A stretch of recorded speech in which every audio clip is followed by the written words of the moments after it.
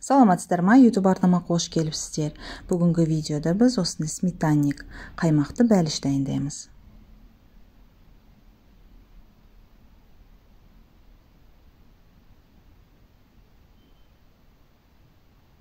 Алдымен жұмысымызды қамырдан бастаймыз. Соған керекті ингредиенттерді дайындап аламыз. Үлкендеу ыдысымызға 2 жұмыртқамызды шағып, үстінен негізі құмшекер істетіледі. Мен осындай өте жұмсақ қамыр болсын деп қант ұнтағын қостым. Және үстінен жұмсақ сары май немесе маргаринімізді қолданамыз. Мен 72% спред қолдандым. Үстінен жарты шай қасық куркума және жарты шай қасық ванильді шекерімізді қосамыз. Және осындай миксермен шамалы араластырып жібереміз. Миксер болмаса жай ғана лопаточканы істетсеңіздер болады. Мен енді осы жерде көрсетіп өтемін. Менде 350 грамм ұнға 1 шай қасық разрыхлитель қосып, үстінен осылай сеуіп қамыр илейміз. Ұнды аз-аздан салып барыңыздар. Негізі рецепт бойынша 350 грамм ұн, бірақ менде ұн жетпей қалды, сондықтан тағы да 50 грамм ұн қостым. Соны ескеріп отырыңыздар. Әрқашанда ұнды аз-аздан сеуіп барыңыздар, аз-аздан қосыңыздар. Бірден ұнды көп қосып қойсаңыздар, бұл песочный қамыр. Қамырымыз қаттылау болып шығуы мүмкін. Міне осылай аз-аздан сеуіп қамыр илейміз. Қамырымыз өте жұмсақ болу қажет, бірақ қолға жабыспау қажет. Міне көрініп тұр, өте жұмсақ болып тұр, бірақ қолға жабыспай тұр.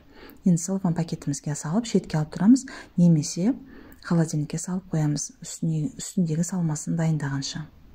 Міне енді үстіндегі салмасын дайындаймыз. Менде кәдімгі магазиндің 20% қаймағы. Сол қаймақтың үстіне мен 200 грамм қант ұнтағын қостым. Негізі рецепт бойынша құмшекер қосылады. Тағы да ескеріп айтып өтем. Қант ұнтағын қостым 200 грамм. Егер тәттілеу болуын қаласаңыздар, қант ұнтағын көбірек қосасыздар. Үстінен 3 жұмыртқамызды шағып, лопатка немесе венчик көмегімен араластырамыз.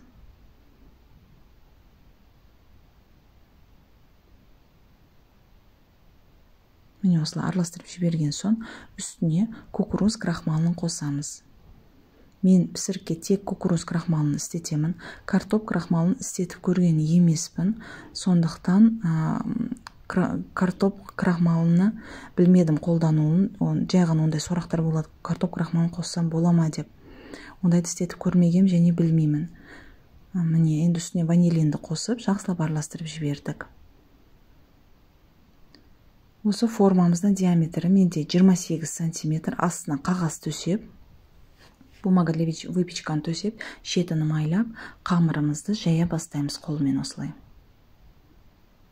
Бір келкі қып жаямыз, жанында бортиктерін шығарамыз.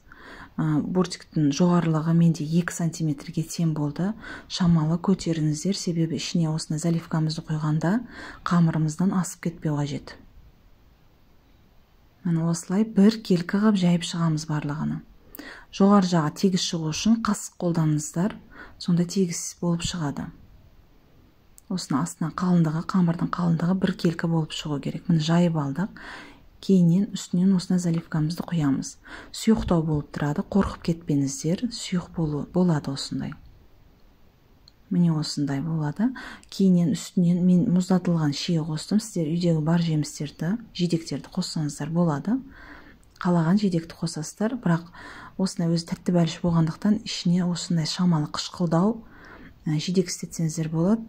Мысалы тағы да малина қоссаңыздар да болады. Міне 170 градус, 180 градустан шамасында, міне төмен отта 1 сағат шамасында пісті менде. Жоғарғы отты мүлдем қосқан жоқпын. Тек астыңғы оттың өзінде 1 сағат шамасында асты және үсті осында менде бір келкі болып пісті. Отты жоғары қоймаңыздар, себебі отты жоғары етіп пісірсеңіздер, жанында және астында қамыры піседі, және ортасы осындай шамалы қатқанша пісуін күтсеңіздер, жанда қамыр күйіп кетуі мүмкін. Міне осылай көтеріліп, әдемі болып піседі. Тағы да отты көрсетіп тұрмын, кімде газ пеші болса, міне осындай төмен отта піседі менде.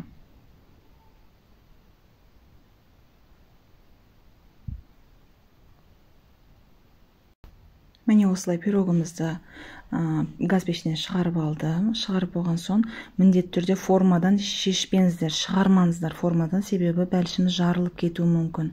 Осылай сырттағы кольцосымен формасымен бірге пирогымызды 2-3 сағат шамасында суытып аламыз. Шығармаңыздар формадан.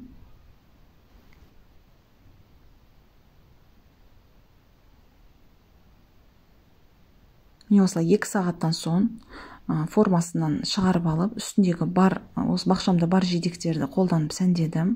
Егер жидектер жоқ болса, жай ғана үстіне қант ұнтағын сеуіп, немесе мүлдем ештеңе сеппей, кәдімгідей дастарханға тартсаңыздар болады. Міне қазір іш жағын кесіп көрсетемін сіздерге. Міне астындағы және жанындағы қамыры бір келкі болып піскен.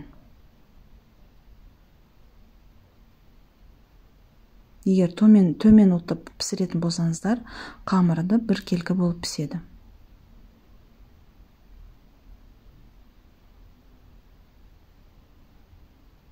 Міне осылай іш жағын көрсетіп жатырмын.